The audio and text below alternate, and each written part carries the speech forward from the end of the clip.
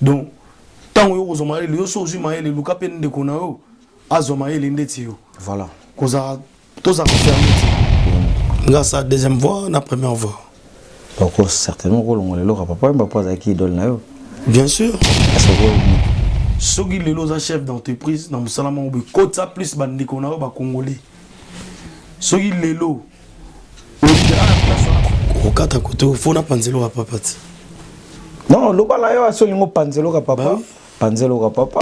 Papa Soki onde tende la ya maitona.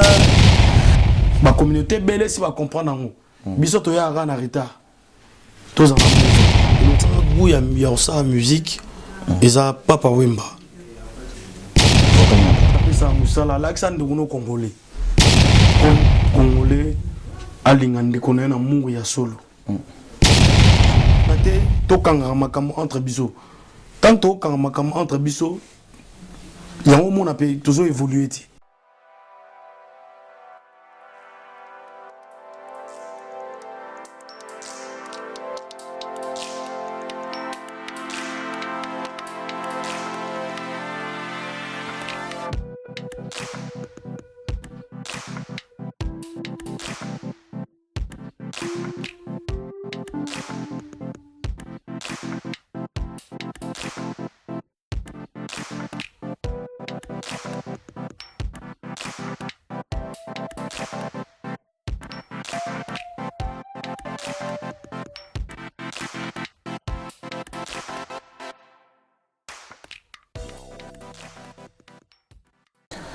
Voilà, merci Namino Babol de partout, merci Nabaye Obazan États-Unis, tout le bien Lengia Congo, sans microbe TV, et zo capté bongo de partout.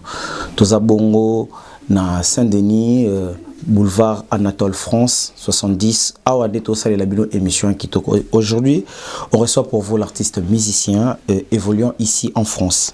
Azabongo moko ya talent na biso ya Congo, tobi lelo peto lobela ya biso. Et ça la rappelle bien. Ce que mon artiste moko azo bimali susu zolobaki to salaka promotion nae lelo akomio yo aza ya biso mokonde to promouvoir. Merci na bino baibota la biso, merci na yo Tom Silmière, merci na Len Salambi, merci na Nick Belako loboko na pesi ombo théâtre na pesi mbote bongo na Magi Kilolo bay onyoso batala ka biso tonton Jemu. Toza bongo na l'artiste Trésor Style Kabobo aye lelo to solo la naye apé sapé ba point de vue naye aye bisabiso nini aye na yango ya sika na monde de musique. Voilà. Trésor Kabobo Style. Bonsoir. Bonsoir. Bonne année na yo. Bonne année à toi, grand journaliste. Bonne année na ba inyoso balinga yo pe boni ba fête l'équipe. Ba fête l'équipe bien grâce à Dieu. Nous avons battu les biso. Apé sabiso santé. Après ce makasi il y a un monde nazar. Voilà, mais na bato belé bako bazala mandako ba tuna qui est Trésor Kabobo. Yeli so sawitu wapi. Surtout bito to me un peu pour retracer histoire ya Trésor Kabobo parcours na yo. Qui est Trésor Kabobo? Trésor Kabobo c'est un artiste, chanteur, animateur, rappeur. Je suis un peu polyvalent sur plusieurs styles différents. Voilà. Obani musique wapi et ma motivation ni sala kokota obanda musique au sala musique pardon. Moi j'ai commencé ma musique très jeune en fait. Nagi mwana muke, nagi na 8 ans. Na linga musique mingi, na banda na chorale na église. D'accord. Na ma gospel. À l'époque quand j'étais au Congo, na ma tété. Na chorale ni. Na chorale il y a toi bando benga chorale homme. Na église il y a musée Kabengele Mukubai. D'accord. Voilà, na ma tété. Et puis là je faisais gospel. Avec le temps, nous avons évolué. Et après, on a vraiment solfège makasi. Mais tellement on a l'ina qui passionné en musique, mon père avait capté ça.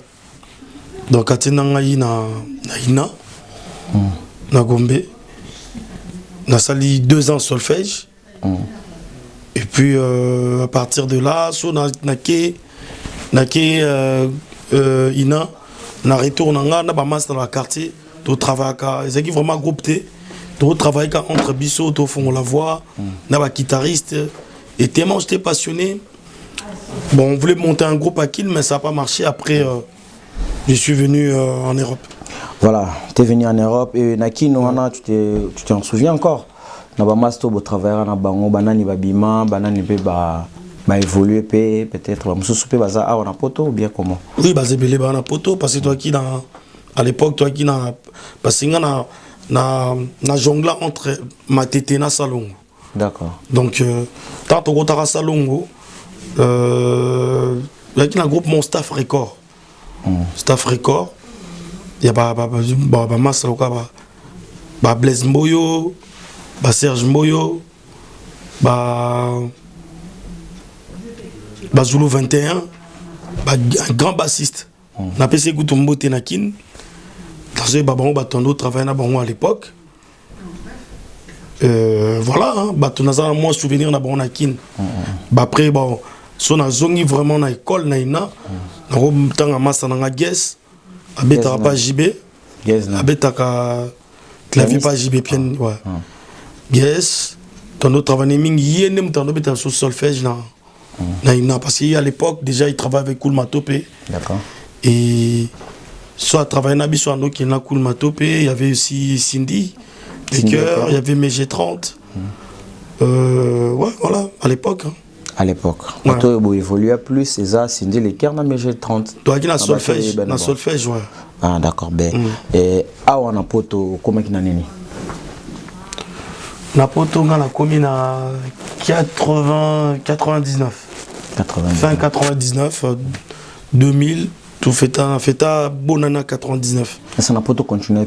En 99, on a continué la musique, tout arrêté à Colobina Ah, normalement, on a continué l'opéra. D'accord. Mais ça coûtait très cher. D'accord. Donc, ma mère n'avait pas assez. Donc, ça coûtait très cher. Moi, à l'époque, j'étais très jeune, je ne travaillais pas encore. Donc, ça fait que. Na viré Mbamoko, Nzela Moussoussou. On a master, on a travaillé avec un rappeur en France. On travaille avec un rappeur en France. On a travaillé avec un rappeur belé. On a travaillé avec un master, un Mac Davacrou. On a travaillé avec un master, il y a FF à l'époque, Funky Family. On a travaillé avec Bangopé. Et puis Mika Grafeo. Moïse Escames. Rappeur à Marseille, Marseille Kuna. Donc, c'était bien comme officier Banks. Voilà. Et Nakati on a mission, il y a Bissopé qui nous demande, il y a Nabani on a 80 au Yakomela Rakoto. Oui. 99 au lobby. Certainement, la mission est belle à l'époque. Est-ce que vous avez l'occasion de travailler dans la mission? Bon, en fait, on a eu un moment, on a continué mes études parce qu'on est très jeune. On a continué mes études dans la donc ça faisait qu'à un moment, on a vraiment peu de temps, il y a ça la musique. Tu vois, on a trop concentré dans l'étude. Et puis, de temps en temps, si on a 8 ans, on a ça plus musique dans le groupe à Mindele. De temps en temps, on a stocké un festival dans l'Italie, dans la Suisse, on a la musique, la musique, la reggae. Tandis qu'il y a tout le temps, vraiment, la master, un festival. Voilà. Et puis,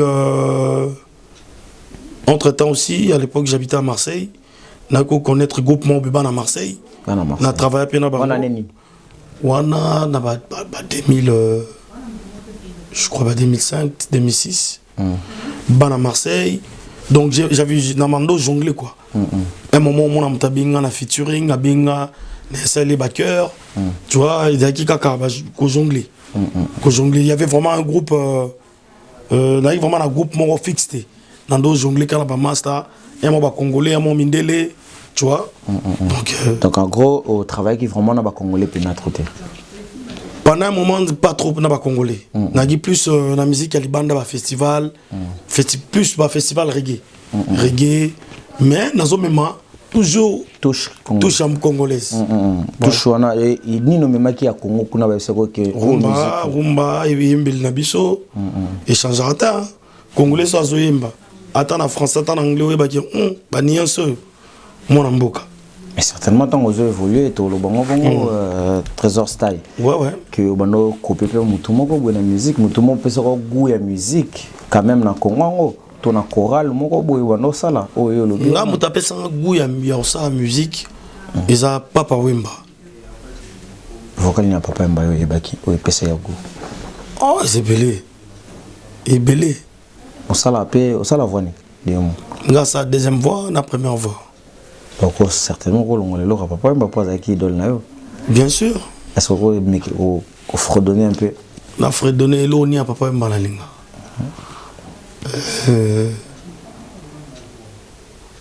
na koluka na ngamne lo moi Papa Wemba bien ko j'ai lu ko lo moi bien avec beaucoup de wana tando zoloka to pesi mbote na biso na Tom Limière to pesi mbote bongo na Kanye West garçon américain matope to peso mbote ya trona moni okaka matopa bimi te 10 en match to pesa mbote elbi to coiffure to pesi mbote Dodo Costa Nostra babi 10 ans azokanga trop mikolo ezayo voilà tozongi na biso kabobo mais to on appelle au salaire déjà ba single au salaire 3 singles si je ne m'abuse pas okata koto fona panzelo ka papa non lo bala yo asolingo panzelo ka papa panzelo ka papa za soki onde tende la ya maitona ndeti frazo etona ba fote belé soki otende la monanga etona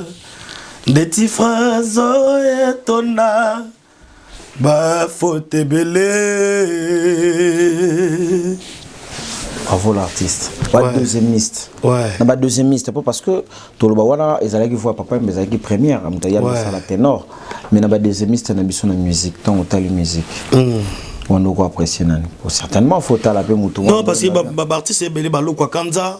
Nga ba inspirant il y a des lo kwa kanza. Il y a na Rotangilo ba Koffi Olomide. Ba inspirant la musique bangwana. Bah c'est belé, voilà. Et bah deuxiémiste na biso mutu mo pété bah deuxiémiste moi c'est plus de grands qui m'ont inspiré, des Kester et Menea. Bah toi là quoi, bah deuxiémiste Kester. On appelé Mantayan vous. Mantayan vous to pesi vraiment Paul. Bah toi inspirant na bangwana na musique quoi. C'est les grands qui m'ont inspiré, qui m'ont donné le goût pour les lots na bando. Que ça appelle musique à bien, musique moins professionnelle quoi. D'accord. Donc tout le monde a il France au salaire single, c'est 3 singles. Première single tout le monde a comme ya Babylone, moi si Azemi deuxième, soyez courageux au salaire ba featuring PBL na 4 singles tout le bango, 4 précisément et na mokona César Loboko featuring na c'est le scrum na Jene Defao. Na ba artiste wana nyonso au sein na bamba featuring yonde mtoke ndaki vers bango to bango ba ki vers ko ba pona na toke na featuring au salaki na général Defao featuring na avait Defao déjà na pesi mes condoléances na famille biologique na na Montana aussi ba chanteur na Kabossé voilà vraiment mes condoléances. Parce que on a la chance moi on a une histoire la chance moi on a massa on a tout dans le studio Fabrice Malonga tu vas dire tout travail bilo on a biso ba single na biso mon fallait ya tu vas ndaka tout mon rapport font mais pour des fois à côté ba petit nangai na vendre na studio mo bu na ngambo wana na yuka ka guitare bochanon musique na mino na yuka biso to l'équipe biso via Vandi avant na biso pas tout tu peux cultiver pas moi vio ba ni ni azupe moi jus avant bochanon na yuka via pando yuka ayoki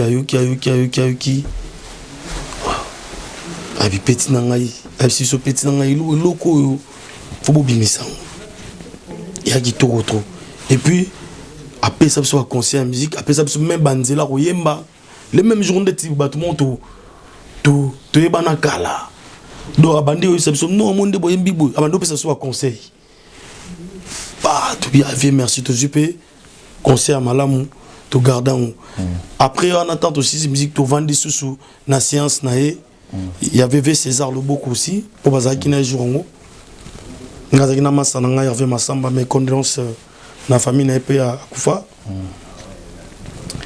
tout ça qui on a tout vendre à toi me peut ça soit conseil pour biso to qui to me sur la biso tout ça les connaissances na vie ngade na V César to travaillera déjà to imbara déjà de temps en temps on vient to connaître à Paris de temps en temps tu travailleras bien un peu dans la live tu répéteras un mot tu bêta un concert tout ça mais hier tu as vraiment rencontre on a VDF après école les mois bah 2 mois n'a pas n'a voilà Trésor Style tout le monde bon Babylone tout le monde bêta en solo pourquoi ça qui Babylone au bêta en solo alors que mais c'est 4 titres et plus il y a un moko 4 titres on au béton en plus va featuring que au préféré Babylone au bêta yo mokozaki neno laksaba tout talent ouais juste ça non laksaba tout talent parce que il première nzemuna il y a carrière nanga solo studio donc fallait na pompa on ngamona mission mais il ngamo te na mo des master nga mindele ba comparer nga na ba cœur mais on a pompa que on ngamo. Donc, il y a un coffret ou bien non, c'est single différente. À chaque fois. On a mis ça moko. Tout le monde est sur moi si azemi. Oui. On va featuring na Celo. Pourquoi je suis qui porté par Celo Scrap? Ouais, je suis qui porté par Yé parce que nzemona tana saliango, tana komiango. Ba nia c'est ando senga animation.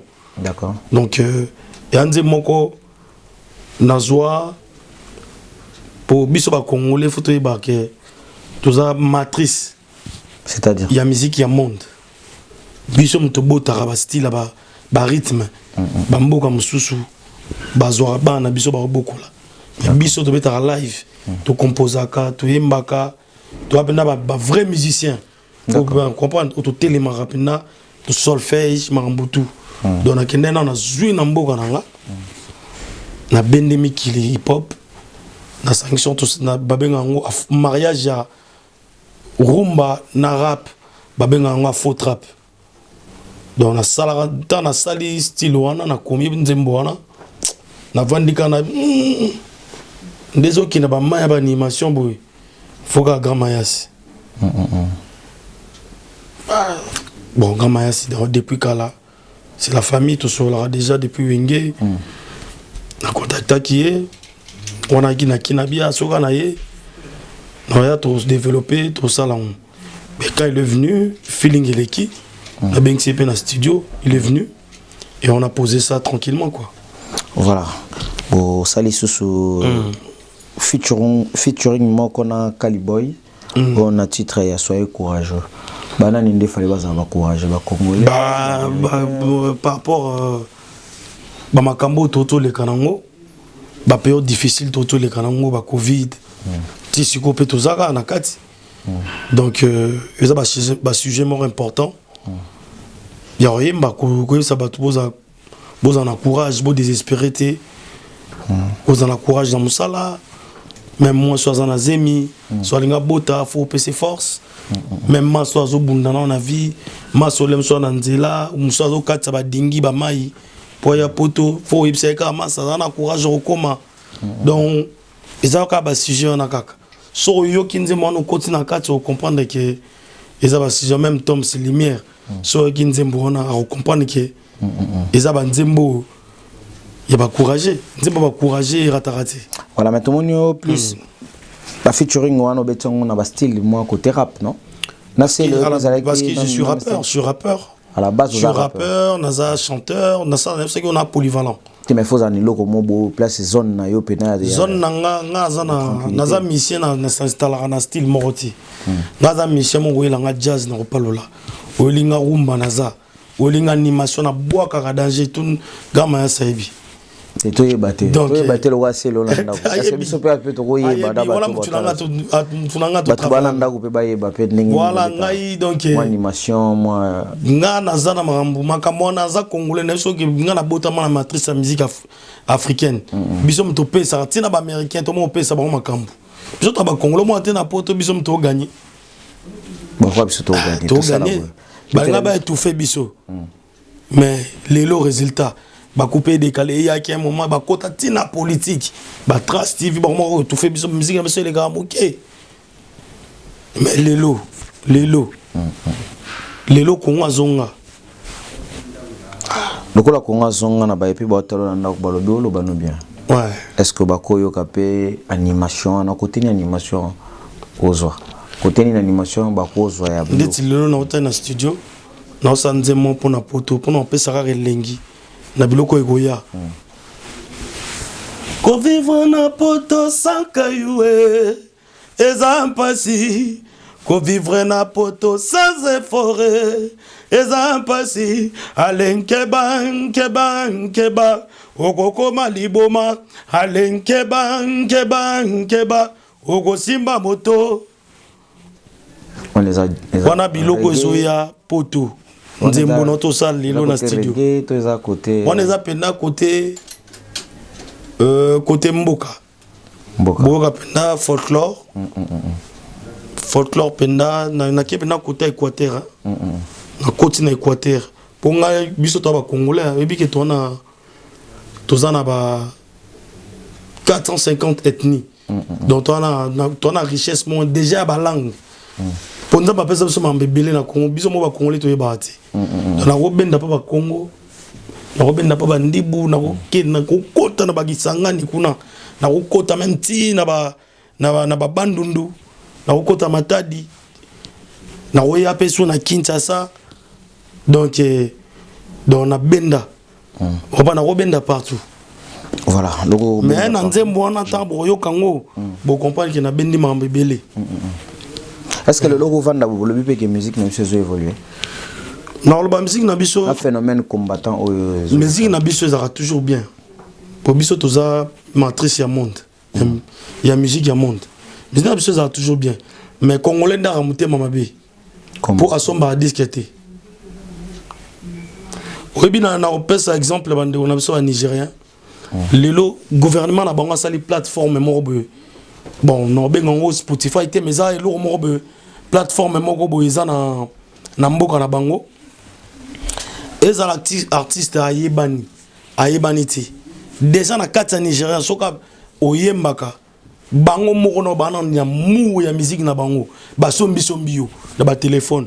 Ba ki pete ozala grand star. Oyebana te bango ba monta ba bi Nigérian de on a biso Nigérian tayembi ba sombi yo. Ba ko tsulola. Mais biso problème na so an o suna ne o musique anan ana succès te na ota na ngaiti moi lem suku to zapé mais ndeko no congolais problème na so za ngona mona même ba musicien congolais mingi ba ko zapé na ba disque d'or lelo mais ba o zongo te pourquoi biso mo ba congolais to population na to sombarati. C'est ça qui casse un peu la richesse de voilà. Évolution pour nga to évoluer et puis il faut pe nambo na biso lelo gouvernement muto n'habite ministre à diriger la culture na biso il faut vraiment à kota na ba bilo ba festival il faut ba beng ça ba ballet ils ont talent sous ba français ba ko beta kuna ba beng ba brésilien ba Congo na biso ba Congo to sangana biloko wana yango ne muté ça la force na Côte d'Ivoire monango ba bengisa ba papa wemba ba bengisi ba artiste ba ghanéen ba nigérien ba nen ya ba biloko pe sa force et ça vraiment très important nambo na biso ba biloko wana fozala voilà et ça vraiment très important. Est-ce que le tout cool ba pe la musique ya lelo yo poko ba que il faut à la forme la musique oui, au gros à former, ça dépend place où tu la musique. Aux à l'encadrer, mais aux à former. Au gros à l'encadrer, sur aux déjà la musique, où y est déjà, où y est déjà bien. ou un groupe morboy, ou allez encadrer. Et non. Faut faire attention avec le français, c'est les Français. D'accord. Si tu chantes bien déjà, tu viens dans un groupe, il y a un leader, tu vas être encadré. Il ne va pas te former, il va être encadré. C'est différent. Et tant que musicien, il y a un orchestre, il y a un talent pour une formation, ton encadrement. Tu pour un jugement, jugement déjà dans ma cambo. Au côté d'un groupe morboyé, leader moi zo diriger, au yebidea koyemba. C'est l'encadrement, c'est pas former. Est-ce que le logo c'est comme tu vas dans une entreprise. Tu as déjà l'expérience. Tu rentres dans l'entreprise, au côté de moni ah le qu'on a bien ah ben kangama ah tu es kotabu ah bah soudabu singo ba kangabu. Ils n'ont pas besoin de te former. Tu es dedans, tu as l'expérience, tu vas. Voilà. C'est juste le patron, il va juste encadrer. Ah, va faire ça, ces documents-là, tu fais ça, c'est tout. Mais ceux qui ont eu un mouvement, ou un mouvement, au monique, ah, bah monique, un peu juste été, aux anomos bakamusu, foyokola, webina kobinate. Là, tu as besoin d'une formation. Là, on peut te former. On a bien répondu, voilà. Dans ça. Il faut faire attention avec le français parce que vraiment, ça trop dans ma cambone. Parce que ça encadrement, ça formation, c'est différent. Voilà. Les autres la musique na la musique n'engage évoluer tu que au beti musique na ba mindele plus que ndeki côté libanda que na mboka na yo et lelo na libanda sans musique na biso zo kenendeni. Sans musique na biso ça bien. Ça sera toujours bien, ça sera toujours kitoko. Puis bah copier biso mingi, topé ça ba makambu mingi, ba talibanda, ba nigérien, ba américain, ba tout wana. Topé ça ba makambu mingi. Mais le problème, on a insisté vraiment. Tous en amour, il y a que somma musique na biso, to lingana nu. Na roba ni to lingana kwanga. Que to linga Afrique congolais a somba lem so musique mususu. Amonika jomo américain, atiba mino mabende. Ache ba chaîne belé donc akembanga somi musique wana mais aroyo kané loté là je peux pas rien na aroyo kané rien masombi mais au moins même si on a défilé puis na ba Spotify ba nini on a ba plateforme azapé mais lingala kuta so monti mais on préfère so anglais mais aroyo kana anglais on tout bien langue mon mususu ya ba habité so ba kuta ba Canada ba kuta ba Brésil aroyo kané langue ngote mais bon musique est universelle to boité. Mais lingana no kwanga avant linga frite quoi. Na sens on a quoi Masidi. Il nous a non d'abord aux non natif. Kwanga ko papa Doumat. Douma volia salalit. Voilà les expériences à Diozo la sabande konayo congolais donc s'il faut le bela bade ko biso congolais. Ouais. Jeune artiste yo nouvelle génération de musique qui est donc na ba oyo bazaka na main forte ba tchaka ba coup de pouce na ba talent ya sika l'artiste na bino Trésor Style Kabobo yeyo aza déjà yemoko déjà mbota ki le pas na kata makambango abiseli biso 4 titres eza déjà sur le marché soki bolinga kozwa opus na eto lukango opus na ngai bobeti 13 en chiffres OR espace STI2L Trésor Style. Il y a page nanga Bomonango, il y en a YouTube. Voilà, il y a tous les titres qui sont là.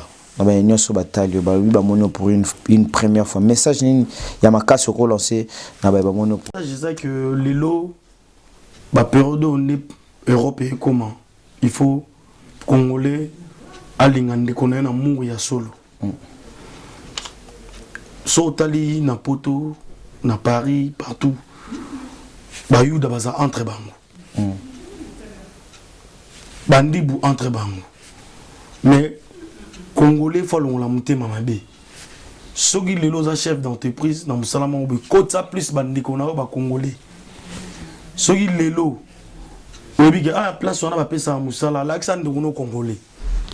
Congate, tokanga makam entre biso. Tant tokanga makam entre biso. Il y a un monde qui a toujours évolué. Tu commences au fin entre biso, on a bana bas sur YouTube. Entre bino ba Congolais bozo bo mana bo ilani. Toti kambo kana musika. Place au toza, mais placement tu as Luka, tu es aux Maele.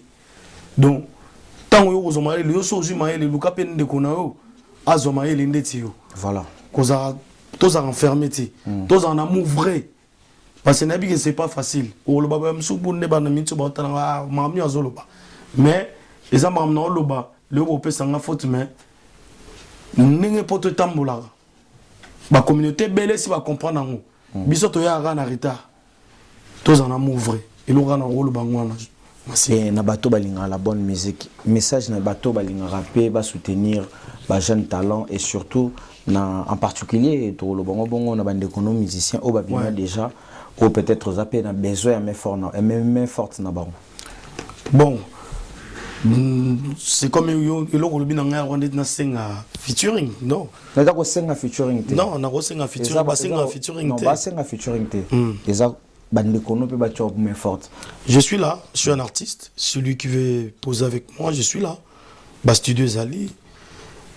Même s'il y a des producteurs qui veulent me contacter sur mon adresse mail, c'est trésorkabobo@hotmail.com. Vous pouvez me contacter pour un live, pour un studio, pour je sais pas, un show, je suis là. Mais pour la bande de co, pour les featuring, il n'y a pas de souci.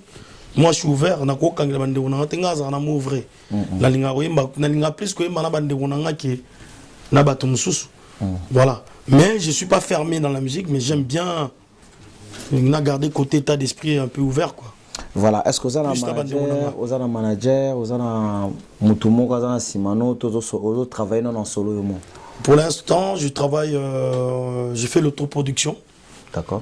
Mais s'il y a des gens qui viennent me soutenir, ils peuvent me contacter sur mon mail. Voilà. Voilà, Nabino Baibolinga va soutenir talent. Tout ça plus côté talent. De Gonabiso Trésor Style, Bobo, Boya Bocha main forte, na artiste pe o balingi peut-être featuring, ba chape poa dans de Gonabango fo, ba ope bazana ba label. Ouais, surtout ba label ouais. Bacha de Gonabango oyo boya koloba, linga chende Gonabango ba mona talent. Tout c'est complété. Voilà. Bacha et poa, bacha vraiment poa azawana, aza yemoko azo travailler na autoproduction yemoko azo travailler seul, mais il faut to luka pe mon manager. Ouais, bien sûr, je suis là. To communiquer bino numéro na ye na sur na mikolo roya. En attendant beaucoup bengana nunga ce qui moye gozala na repasser bino numéro na ye. Vraiment c'est un artiste talentueux qui n'a pas joué à Pessibino pour découvrir bongo ba œuvre na ye. Et puis surtout titre mon réseau ya poto na Mbeli diaspora pour nazo yoka ba debatu ba combattant tout ça ba ndona biso na mekina ko kota na sujet wana pi. Et puis ba mabanga pezali waza besoin mabanga me contacter ba mabanga ezali. Et puis nangana remercier ba Masananga, ba Junior Loboko, Caliboy, Patrick Serval, Maître Tango Fort, Poussano Cepela, Omar Lenoir, Fatou Baro, José Ngwete, Rapé Sambote na Early Makeup, Rapé Sambote na Mérité, Moussounangaï, et puis Bob Kitantou, Pati Bilombo, Karel Bilombo. Donc je vous remercie, je vous aime et gros bisous na bino quoi. Voilà, na baïneso balinga biso to tinda bino bongo bokende pas Trésor Style bokende bo tala ba bloko na ye bo like bo s'abonner na ba page YouTube na ye na ba adresse oyo a Pessibino bo tcheme photos a besoin jeunesse wana. Ouais. Jeunesse wana pe sala. Pour Babi l'avenir de demain, c'est la jeunesse. Donc, vous soutenir vraiment œuvre. C'est ainsi que nous touchons à la fin de cette émission. Ce qui vous qui émission, que cette image soit avec vous. Et Patrick, moi je te dirais quelque chose, frère, reste comme ça, reste comme t'es. Merci beaucoup. Je te regarde beaucoup à la maison. Merci. Et continuez, ça, mission, mon cas intelligent, boué. C'est ça qu'on veut, c'est la réussite du Congo en fait. Merci beaucoup. Même pour les jeunes qui sont ici, les Arabiens, ils ont un sujet important. Ils ont la sagesse. Merci beaucoup. Donc, il y a vraiment, toi, on a besoin. Toi, on a besoin de soutenir. Batman Bayar, au fin, Rabatou, Bablo, on a ce dépassant. Léo, on a besoin d'un journaliste. Il y a Boye. Merci. Pour éducation. Il y a un abisso dans le futur. Ou bien, il y a un abisso dans l'Olanda. Abisso dans l'Olanda. Ah, bah, il y a un peu ça, Makambu. Il y a bien. Pourtant, il y a un Olanda, il y a un abisso, il y a un abisso. Bah, on a un peu maïli. Bah, on a un peu sagesse. Tout ce que je voulais te dire, frère, merci. Vraiment, merci. Et touché, que Congolais en habitude n'a été égal au bélo, la vraie vérité en face. Yes. Et surtout, Koumiso en face. Merci, Nayo. Merci, frère. Toujours notre chum main forte. Et Nabanyo, Balingaka, Patrick Massidi, Balingaka, Elenga Congo, Bokende, Bocham main forte, na artiste Nabiso. C'est à cette note, nous avons touché na fin émission Nabiso. Tu peux simbote mingi na Banyo, Balingaka Biso, tout le bongo. Au revoir. Bye bye. Au revoir, Michel Kelele. Merci. À suivre.